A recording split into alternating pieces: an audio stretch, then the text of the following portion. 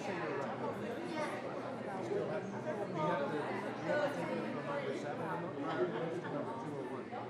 I see young kids that can't get a job doing what they want to do, and then they don't get a job.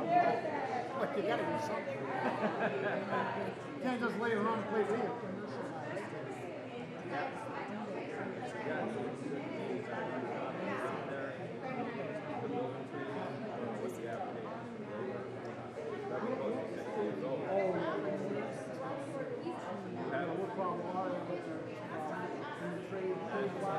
No, well, it's probably years. It's in mid-40s, yeah, 44 to 46.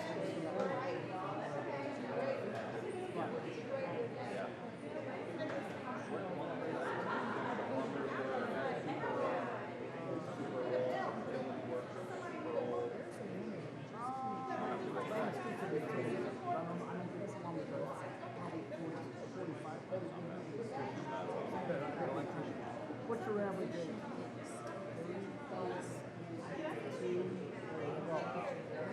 A big local unit. They got just here in Cuyahoga Township.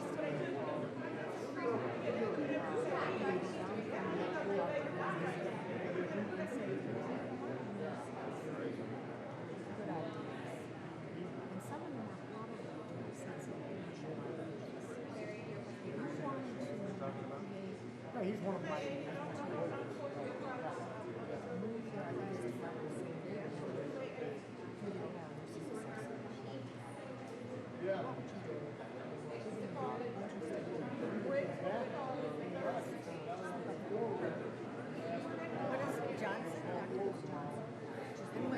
She's the president of the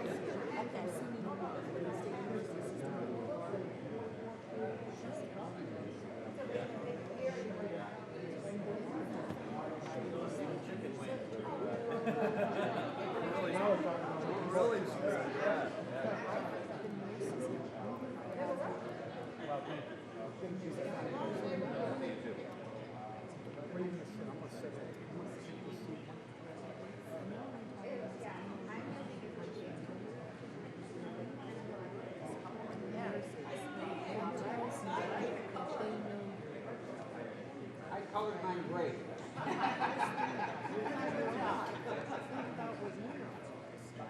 Just yourself.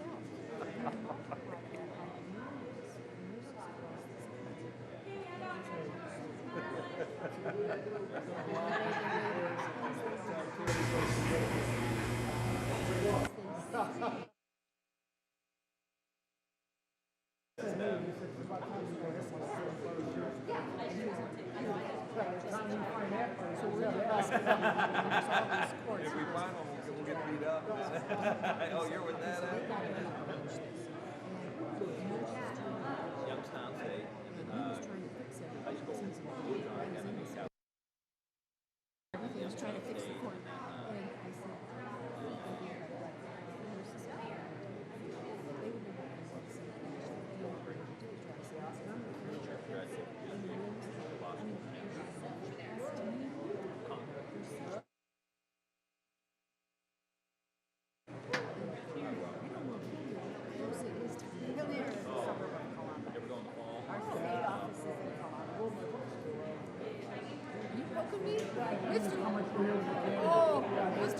Mr. Wendolowski. Hi, Dave Wendolowski, head of all the building trades, head of on the board of elections here, very important man. And in Northern Ohio, Carol she's representing. She was some of my friends in nursing. I'm in We'll be in touch with your office. I like it. People are. Well, let me set up who's going to do that. Okay. Same thing.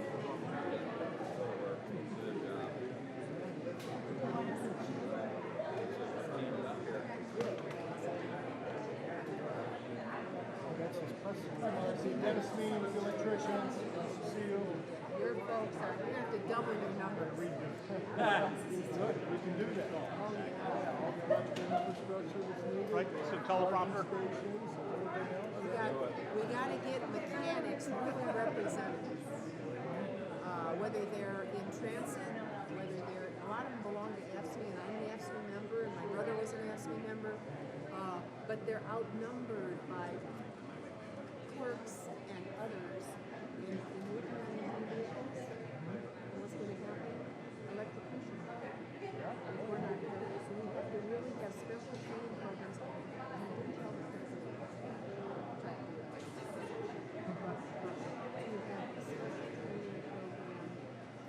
Workers for RTA, anybody in the postal service trying to repair any folks, RTA, electricity, batteries and all. You know this computer stuff, there's got to be some special way to retrain these and retrain. Yeah. Yeah, we're doing a lot of the training at our center. Valley View. I'm not You here. ever want to see our training center? I would love to see it. Yeah. I would love to see it. 'Cause I'm worried about the I'm worried about the people. When I go up to the auto dealerships and I talk to them, first thing they say to me is liability. We don't want liability for electricians. And the people have to, that are working on them, and the dealers right now, they are, per dealership, probably 16 mechanics short right now, and that isn't really your thing. I mean, you've been involved in wiring buildings, right? We've got this whole new set of people we've got to train. And tell me what you represents that are training public works. No, ask the city, ask the county, ask the RTA.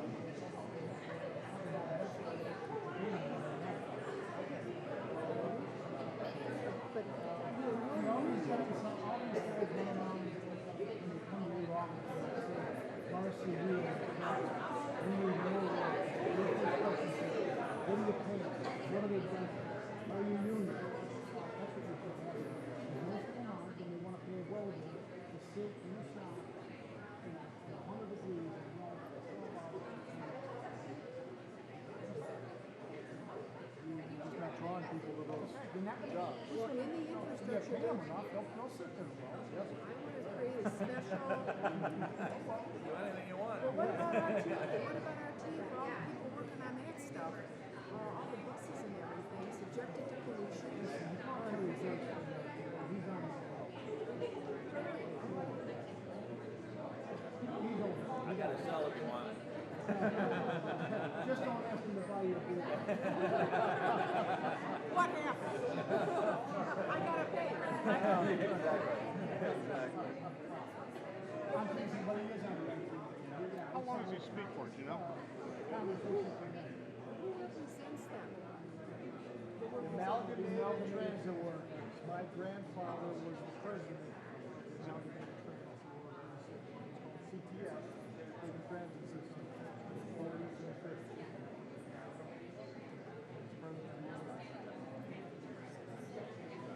So to take seats. We gotta talk about this.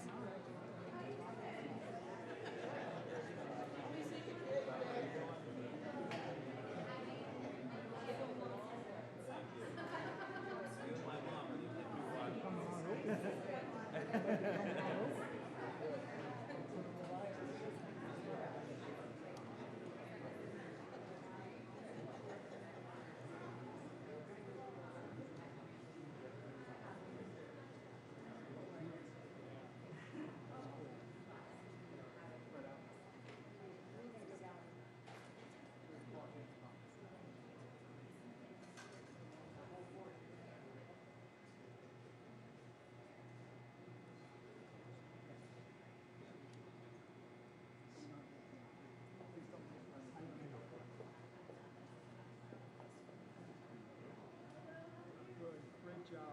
Thank you. So much better than your fitness medicine electrician. He does. So much better than your predecessor.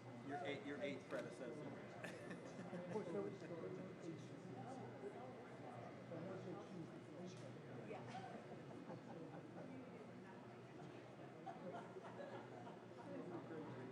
Can you get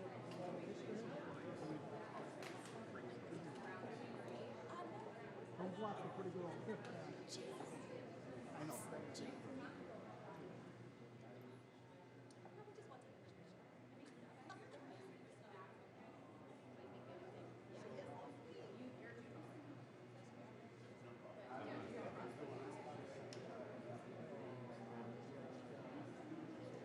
He went to so many.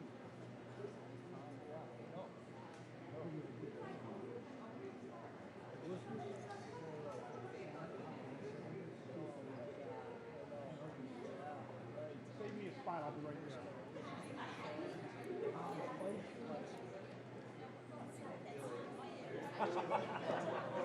Moving on up.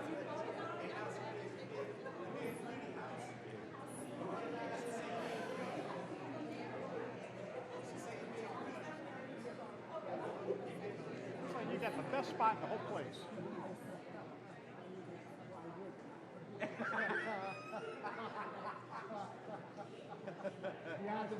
Classy guy. Yeah.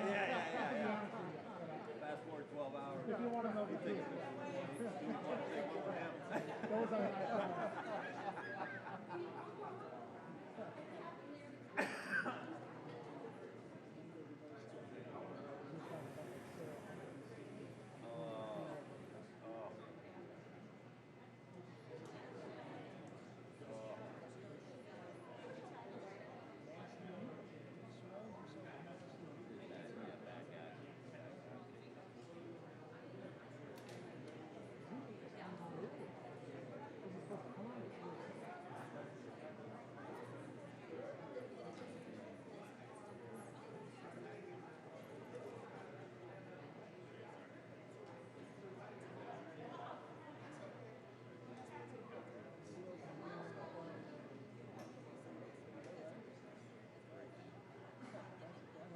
anything you start reading.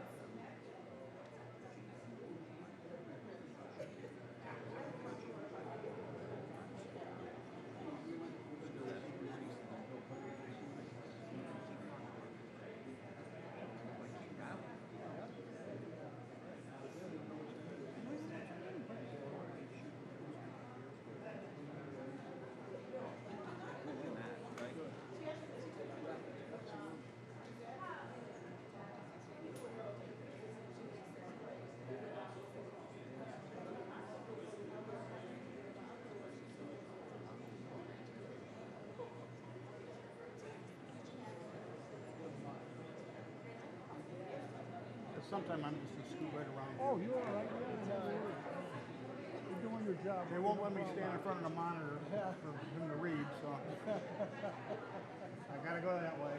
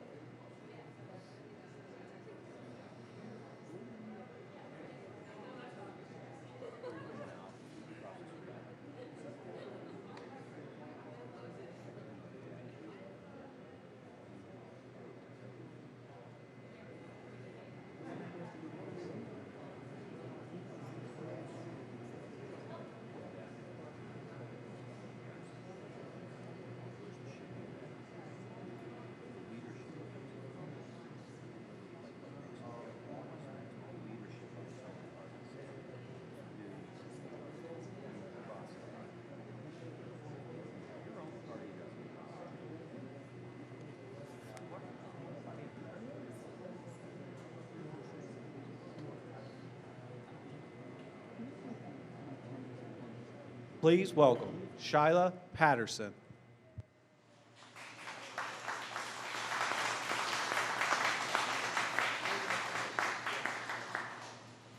Hi, good afternoon, everybody. It's an honor for me to be here, and it's a great privilege for me to be able to greet all of you and introduce our special guest. I'd like to thank all of the employers, the community leaders, the students, and of course, the elected officials who are here today as part of this important event. Briefly, I'd like to talk about my story and what led me here today, if you guys have the time. So, academically, I've always enjoyed school and I've always done well. I worked hard throughout the years and I was able to graduate early at the age of 16 years old. It was a journey, and being a young graduate, there weren't a lot of employment opportunities. You can't get good jobs, so I was doing odd jobs like babysitting, typical teenage work. I was able to land my first job when I was 18 years old in the retail industry, and I didn't feel any passion for it until I was able to come into the manufacturing industry. I got my first manufacturing job at a place called King Nut out in Solon, and I was a simple line packer, but they had these giant machines that bagged trail mix, and they fascinated me to no end. They were CNC machines, and I slowly but surely taught myself to operate them until my plant manager took notice and decided that he saw that I was capable and had a natural affinity for these machines and the work that they do, and he promoted me to a machine operator. And I never looked back from there. Manufacturing was my passion, and I strive to be the best there could be in the manufacturing industry. That's what led me to the ATA. My cousin recommended the program. She had successfully completed it the year prior. And at 19, I became a single mother, and with the thought in my heart that I wanted my daughter to see and do better, I joined the program, I contacted them, and it's been one of the best decisions I've ever made. I made it through the program, despite in the middle of the semester, the COVID pandemic hit the world and shut the school down. The program was very good at contacting all the students, keeping us all retained, and making sure we were able to finish successfully, and even worked with us afterwards for job placement. After that, I was put into the job at Hosemaster, working closely with the ATA staff until the interview, and their contacts with Hosemaster and the manufacturing connections that they do have are what creates these opportunities. I'm very grateful for that. I recently was promoted at my position after I was put in as a fittings coordinator. I learned everything there is to know about I learned a lot at my new job at Hostmaster. I did a lot of lateral moves, branching out on my machining experience into administrative roles, where I was recently promoted into our quality team. It's been a wonderful journey, and I have Tri-C and the ATA program to thank for that. So, in closing, I would like to thank President Biden for his time and attention to an industry that's so important to me. Manufacturing means so much to me, and for it to get this care and attention from him is invaluable. And the opportunity that led me here today, I'm ever grateful for. So in closing, I'd like to introduce and welcome the 46th President of the United States, Joe Biden.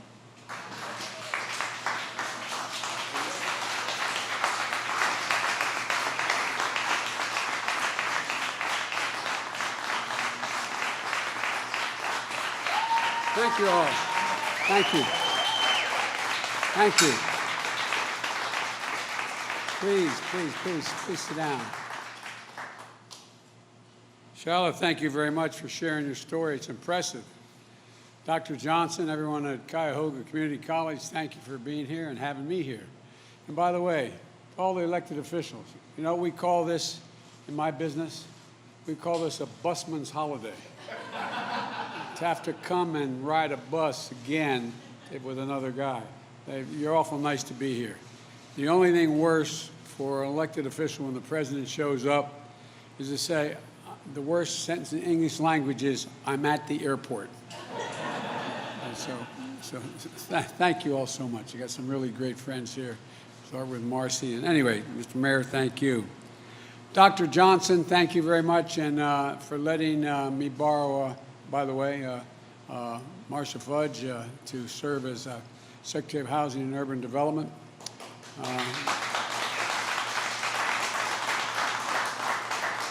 You know, certain places, just by chance and circumstance, can become markers in the course of your life or of the course of the nation. And for me, Tri-C is one of those places.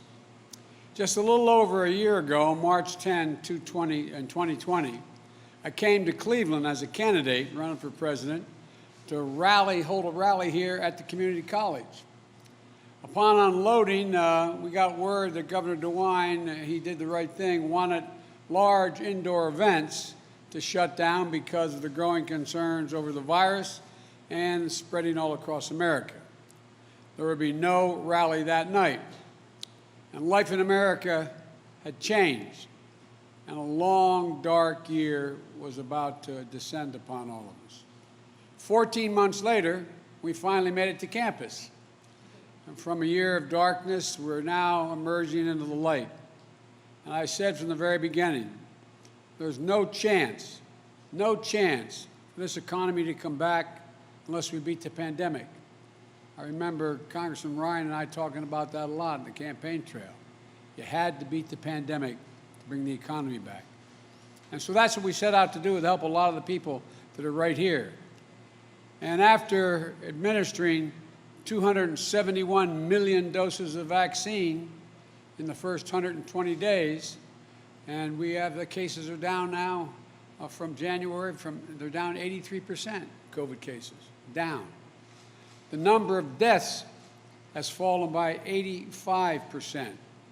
Schools are reopening, businesses are opening, restaurants are reopening, and I hear that as last night's vaccine lottery, Ohio has a new millionaire. I tell you what, who would have thunk it? $1 million for getting a vaccine. But it's working. Now 56% of Ohioans have had at least one shot. We've got to get to 70%. That's the goal. We've turned the tide on a once-in-a-century pandemic. We've turned the tide on a once-in-a-generation economic crisis. And families are beginning to be able to breathe just a little bit easier. We still have work to do, but our future today is as bright and as wide open as it ever has been. And now we're faced with a question. What kind of economy are we going to build for tomorrow? What are we going to do? I believe this is our moment to rebuild an economy from the bottom up and the middle out. Not a trickle-down economy from the very wealthy. That has never benefited people who are at this college or any other place where they're trying to make a living. To build an economy that rewards work, not just wealth. An economy that works for the backbone of this country. The people who get up every single day, work hard, raise their families, pay their taxes, serve their country, volunteer in their communities, just looking for a little bit of breathing room. My dad used to say, just a little bit of breathing room, honey. And Tim has heard me say this 1,000 times. My dad used to say, Joey, a job's about a lot more than a paycheck. It's about your dignity. It's about respect. It's about your place in the community. It's about being able to look your kid in the eye and say, honey, it's going to be okay. The last few months have demonstrated what that economy can look like. When our event here was canceled in March, our economy was on the brink of collapse. My mom used to have especially say, you know, the greatest gift God gave mankind was the ability to forget. Because if it didn't do that, every woman would only have one child. But all kidding aside, The good news is we forget the bad times. That's the good thing about we Americans. We're always optimistic. But 10 months ago, we were in trouble. When I was sworn in, there were 10 million fewer jobs in America, and a lot here in Ohio. But in my first 3 months in office, the economy has added back 500,000 jobs per month. In fact, we've created, with the help again of the members of the Congress that are here today, 1.5 million jobs, more jobs than have ever been created in the first 3 months of any presidency in the history of the United States. Before I took office, the average initial claims for unemployment insurance were over 830,000. This morning we learned that number has fallen below 460,000, cutting in half, and we're at the lowest level we've seen since March 2020, when the pandemic first struck. Before I took office, almost 24 million Americans were going hungry. Marcy's heard me say this before. Did you ever think you'd see people lined up for miles and miles and miles going into a stadium to get someone to put a box of food in their trunk? People who never, ever, ever, ever, ever, ever, ever thought they need that kind of help. Well, that number of hungry Americans, food-starved Americans, has dropped by 30%. Still too many, but there's clear progress. Before I took office, independent experts were projecting that our economy would grow at 3 to 4% in the year 2021. But they're now projecting that growth will be 6% or higher in 2021. The fastest growth in this country in 40 years. To sum it up, COVID cases are down, COVID deaths are down, unemployment filings are down, hunger is down, vaccinations are up, jobs are up, growth is up, people gaining health coverage is up, small business confidence is up. Put it simply, America's coming back, America's on the move.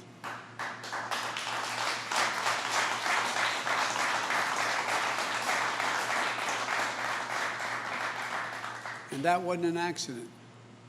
It wasn't luck. It happened for two reasons. First, we made the vaccine program a priority. As my friends in Congress tell, I got a lot of heat for just focusing on the vaccine. It goes back to what we all talk about. You've got to fix the pandemic before you can fix the economy. We were able, with a lot of hard work, get 600 million doses of the vaccine, enough for every single solitary American. We didn't have enough vaccinators, so we went to FEMA, the United States military, went to the AMA and got retired docs and nurses to come out of retirement. Got thousands and thousands of additional people to administer the vaccines, but we didn't have before. We created more places to get vaccinated, hitting my target to ensure that 90% of all Americans would have a vaccination site within 5 miles of where they live. And now, 50% of all of America, more than any other country, is fully vaccinated. 75% of seniors, black, white, Hispanic, across the board, are fully vaccinated. We're getting lives back. The American economy is coming back. And that's the second reason we're on the move. I committed to an approach of building an American economy, a different economy, to build back better, not just build back better. That approach recognizes that we all do better, and we all do well. And the best way to grow our economy is from the bottom up and the middle out. You know, I don't have anything against anybody in Wall Street. I don't have anything against anybody making $1 million, but Wall Street did not build this country. The middle class built this country, and unions built the middle class. That's a fact. an approach that recognizes that at this time when we rebuild the middle class, we have to bring everybody along, regardless of their background, regardless of their religion, regardless of their race. That's the approach reflected in the American Rescue Plan, which my friends in the Congress helped get passed. Because of that law, more than 167 million Americans got a rescue payment of $1,400. It's gone out helping families pay their rent, pay their bills, buy their groceries, and maybe most important, gives them for the first time some hope. A little bit of hope.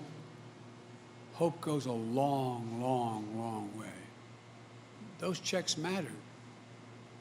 Small businesses and restaurants were getting killed. Now we're delivering the loans and support they need to reopen and stay open. Schools were struggling to reopen, so we made targeting teachers to get the vaccine as a priority. We delivered schools much needed support. State and local governments, and you know, Mr. Mayor, a lot of them had to lay off their employees, cops, firefighters, first responders, because you have to balance your budget. Well, now they're coming back thanks to the rescue plan.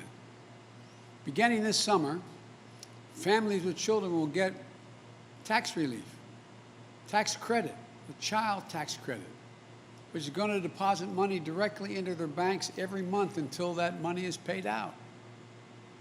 By the way, we had no problem passing a $2 trillion tax plan that went to the top 1% that wasn't paid for at all, just increased the debt $2 trillion. Every time I talk about tax cuts for working class people, it's, oh my God, what are we going to do? Well, we're going to take back some of that 1% money and make them pay for it. And thanks in part to part of the rescue plan named for an Ohio labor leader, Butch Lewis, championed by Sherrod Brown, who I don't think Sherrod's here today. Hundreds of thousands of retirees and workers across Ohio and millions more across the country can trust that their pensions they worked so damn hard for and sacrificed to secure will be there for them. Unlike my dad, who busted his neck his whole life, and when the company went on, he lost his pension completely. Even my Republican friends in Congress, not a single one of them voted for the rescue plan. I'm not going to embarrass any one of them, but I have here a list of how back in their districts they're bragging about the rescue plan. They touted the restaurant revitalization fund. They touted the fact that we're in a situation where they're dealing with touted grants to community health care centers. Touted, I mean, some people have no shame. But I'm happy. I'm happy they know that it benefited their constituents. That's okay with me. But if you're going to try to take credit for what you've done, don't get in the way of what we still need to do. The bottom line is this. The Biden economic plan is working. We had record job creation. We're seeing record economic growth. We're creating a new paradigm, one that rewards work, the working people of this nation, not just those at the top. We did a study. 85% of my jobs plan, or 95% of my jobs plan, you don't need a bachelor's degree. 75%, you don't even need a degree that's a community college degree. It helps. But guess what? The bottom line is that people are going to be going back to work. There's a new bargain. Everyone is going to be in on the deal this time. Now, as our economy recovers, there's going to be some bumps in the road. We know that. Of course there will be. You can't reboot a global economy like flipping on a light switch. There's going to be ups and downs in jobs and economic reports. There's going to be supply chain issues, price distortions on the way back to a stable and steady growth. In the coming weeks, my administration will take steps to combat these supply pressures, starting with the construction materials and transportation bottlenecks and building off the work we're doing on computer chips. We're also announcing new initiatives to combat anti-competitive practices that hurt small businesses and families. Fixing those problems can help build more dynamic, innovative economy, and we're going to have a lot more to say about that in the days ahead. But this is already clear. We're on the right track. The American Rescue Plan laid a strong foundation for a new economy that brings everybody along. But it's just a first step. We're going to build on the incentive and incredible progress that we've made and set America on a sustainable path to faster, more inclusive economic growth. We have to start investing in ourselves again, in the American people again. Consider this. 3 decades ago, the United States was number 1, and some would argue number 2 in the world for R&D spending, research and development, as a share of our economy. You know where we are now in the international competition? We're number 9. 9. Meanwhile, China was number 8, and their overall spending on research and development 3 decades ago they're now number 2. Number 2. This past year, Japan, Canada, Italy, France, and the EU have announced significant infrastructure spending. China's announced that they're increasing their research and development spending dramatically. Japan is making huge investments in reducing carbon emissions and building out the digital capacity they have. The European Union as well. We're in a race to see who wins the 21st century. Now, if I could hold just for a second here. One of the things I've found, I'm supposedly, they'd always announced me in the past as an expert in foreign policy. Well, let me tell you something. Economic policy is harder than foreign policy. You know what the basis of foreign policy is in our stature in the world? One thing, our economic prowess. Our economic prowess. We must be number 1 in the world to lead the world in the 21st century. It's a simple proposition. And the starting gun has already gone off. We can't afford to fall any further behind. Now's the time to build the foundation that we've laid, to make bold investments in our families, in our communities, in our nation. We know from history that these kinds of investments raise both the floor and the ceiling of the economy for everybody. Like when we brought electricity to every household in the country in the 1930s, or we connected the country through the interstate highway system in the 50s. They created millions of jobs, good-paying jobs. They set the economy up to grow more quickly and share prosperity more broadly for decades to come. Those electrical poles and wires still help power rural communities 80 years after they were built, and it's time now to rebuild them. 1/4 of all the miles Americans travel on roads are in the interstate highway system, built 60 years ago. 60 years after we built it. These are generational investments. Private sector does not make these kind of investments. We've neglected that kind of public investment for much too long. The pandemic exposed just how badly we need to invest in the foundation of this country and the working people of this country. That's why I proposed the American Jobs Plan and the Americans Family Plan, the generational investments we need today to succeed for tomorrow. You know, as my wife Jill, who's been a teacher for a long time, she used to be about 10 years younger than me. Now she's 30 years younger than me. And she is in every way, God love her. She's the only first lady ever to work full-time. Full-time. She teaches 15 credits at the community college.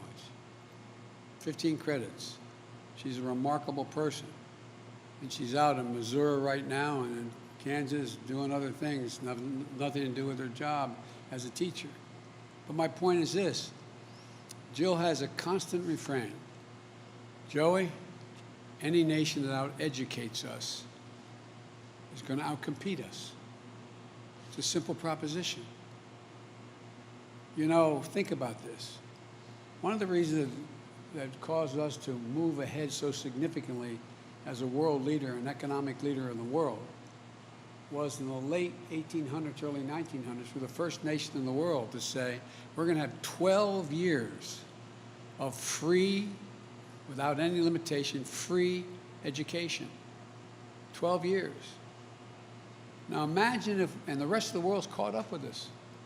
and they've now passed us in many cases. Imagine if we were sitting today and say we're going to set up an education system. Does anybody think 12 years of education is enough for us to compete in the world in the second quarter of the 21st century? I'm not joking. Just consciously think about that. Is it enough? It's not. And so I'm proposing 4 additional years of education. 2 years of high-quality pre-K for 3 and 4 years old, not in daycare, in school. The studies show that if you do that, those children have an opportunity, a 56% better chance of going through all 12 years of school and beyond without getting any trouble, no matter what the background or the family they come from, no matter what. On the front end, those 2 years are important. And then 2 years of free community college. Free community college. To better prepare our people to get these good paying jobs of the future, jobs I saw students training for throughout the Manufacturing Technology Center. You know, we need to invest in transportation infrastructure. Drive anywhere, and you can see why we're rated 13th in the world in infrastructure. The United States of America is viewed to have the 13th best infrastructure in the world. Come on. This is the United States of America, for God's sake. We need to invest in universal, high-speed internet, more seamlessly connect our businesses and their customers, expand the possibilities of job opportunities in every hometown in America, no matter how big or small. And by the way, if you hold for a second, think about this. How many of you, men and women, have children who were doing remote learning? Think of all the children throughout the country in inner cities and in rural areas that had no internet connection. It's estimated that some of those kids are going to be pushed, although it's only been 1 year, 3 years behind in their education. Look, investment in high-growth industries like clean energy and electric vehicles. It's not just we want to deal with the environment. We want to lead the world in exports of these new technologies instead of ceding the global market and job creation to the Chinese. They're building 20 times as many electric vehicles as we're doing now. And the technology that goes with that. What are we doing? It's millions of jobs in China instead of here. It's not that the jobs we're going to create here, but that we're going to create to export the technology. We used to be the net exporter of major technologies. I also think, and I'm pushing very hard, to make major investments in medicines and cures of the future. Folks, diseases like Alzheimer's, diabetes, cancers, they're all on the cusp of being able to be dealt with. You know, if we don't do something about Alzheimer's in America, every single solitary hospital bed that exists in America, as the nurses can tell you, every single one will be occupied in the next 15 years with an Alzheimer's patient. Every one. Costing us in excess of $1 trillion. So what are we doing? I came up with an idea, and I think it's going to get done. And that is that, you know, there's a thing called DARPA, which is a Defense Applied Application Research. It's an outfit that came up with the internet in the Defense Department, came up with geospacing and a whole range of things that are related to our security. I want to do the same thing at the NIH to focus on those diseases. It's estimated if we spend $5 billion a year on that research and development, focusing with insurance companies don't have the money to focus on, we can make significant breakthroughs. We're already doing that. Already doing that. If we invest, we can create millions of jobs. Rebuilding the foundation of a strong, fair, resilient, competitive economy and save hundreds of thousands of lives. 100% of our investment is going to be guided by one principle: make it in America. Make it in America. If I can hold that for just a second, there is a law that was passed in the 30s, doesn't violate any trade principle, saying that whatever money, whatever program the taxpayers are paying for you can spend it all on American contractors. No one's ever done it, though. I promise you, I signed an executive order. If, in fact, we're building the new deck of an aircraft carrier, well, guess what? I get as president to let contracts over $600 billion a year. I promise you, there'll be no contract let to a foreign company or any of the product down the line. Right now what can happen is you can hire an American company and they can sublet to, and their downstream product can all be foreign. All you got to do is get that particular agency to say, you got an exception, we can't find that job here in America. Well, guess what? They're going to find the job here in America. I promise you, or they're not going to get the contracts. These jobs will be good jobs, American jobs that deliver good wages and dignity. And look, this is about choice. We can keep giving every break in the world to corporations and CEOs. Or we can raise the corporate tax rate back to 28%. It was, by the way, 36%. It came down to 28%, which is still lower than it was at any point between World War I and 2017. And they're making trillions of dollars. I'm going to tell you this to the press again. In the 10-year period between 14 and 24, excuse me, between 10 and 2010, 2020, they made over $1 trillion. I think that's good. You know what they did with $1 trillion? They went out and they bought back 56% of their stock.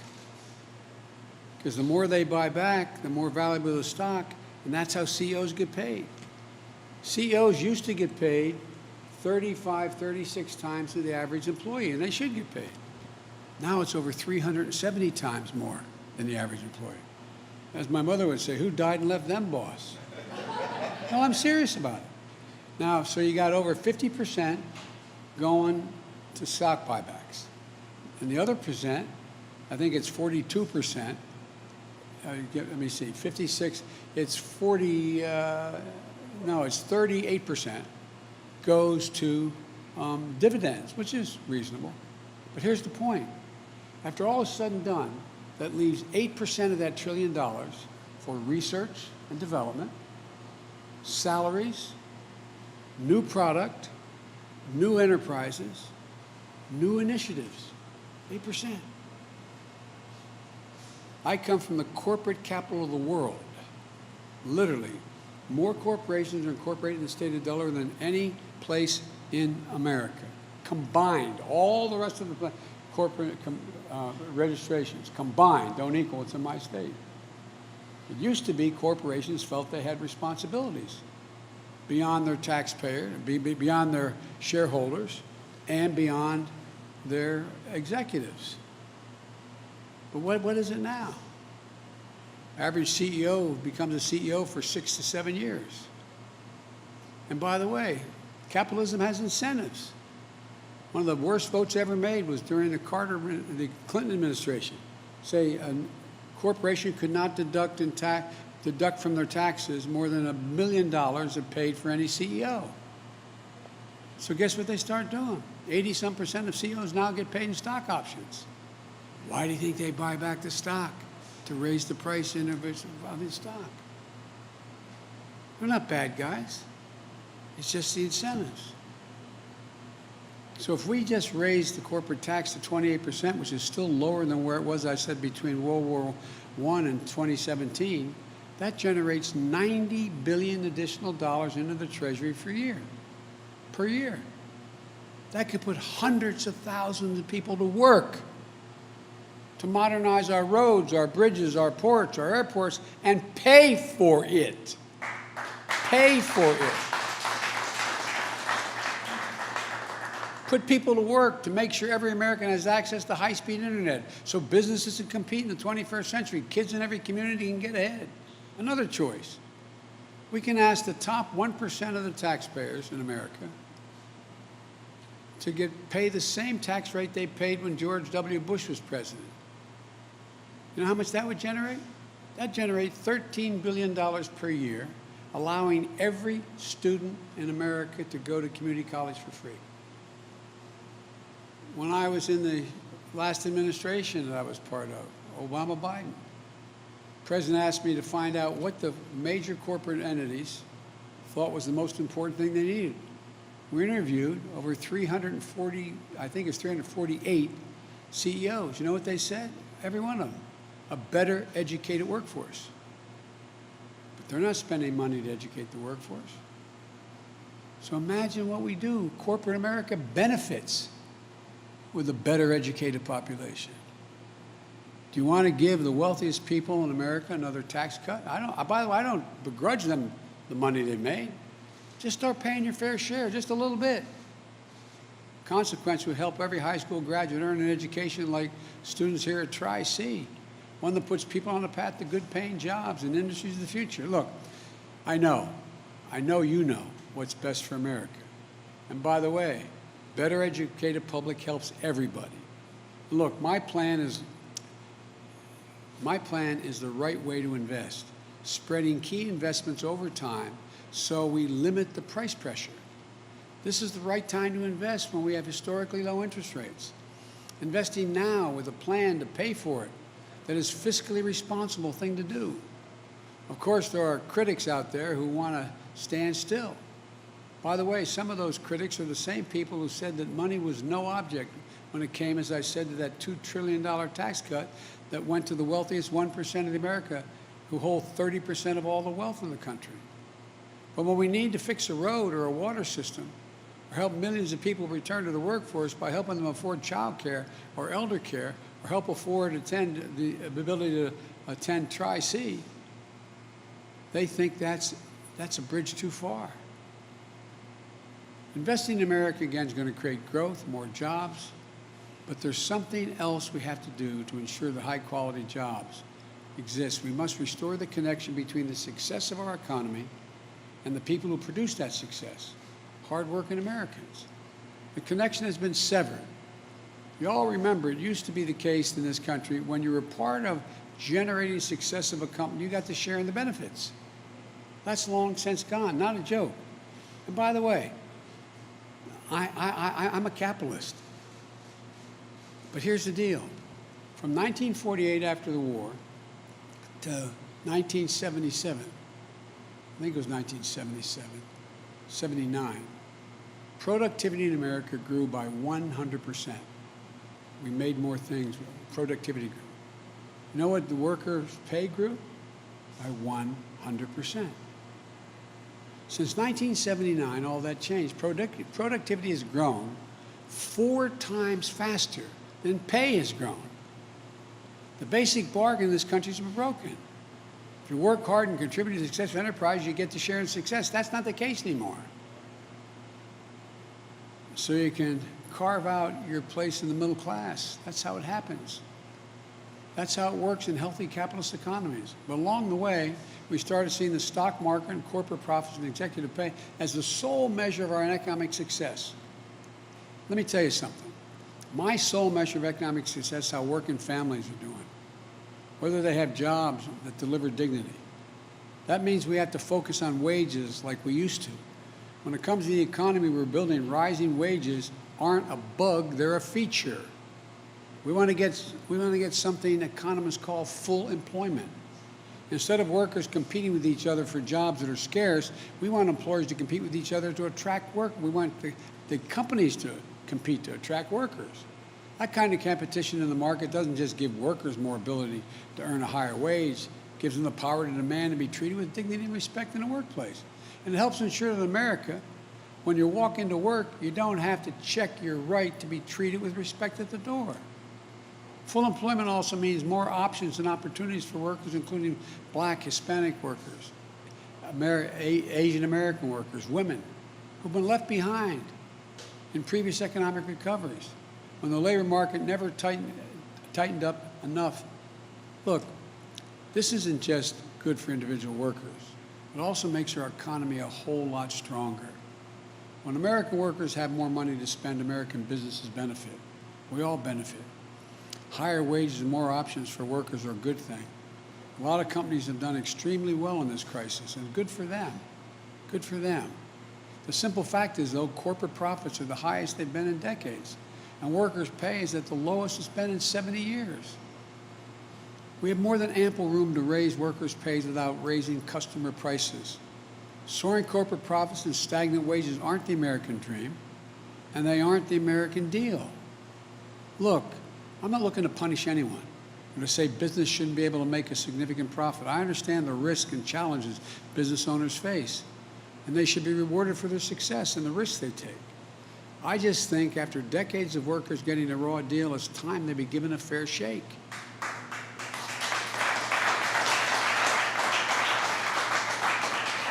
We're already seeing what happens when employers have to compete for workers. Companies like McDonald's, Home Depot, Bank of America, and others, what do they have to do? They have to raise wages to attract workers.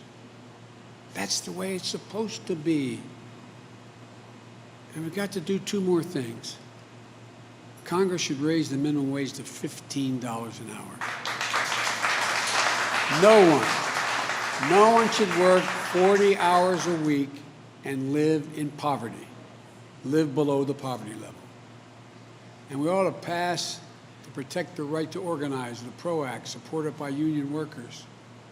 Look, let me close with this.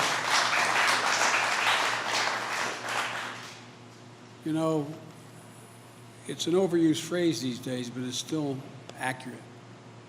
We're at an inflection point in American history.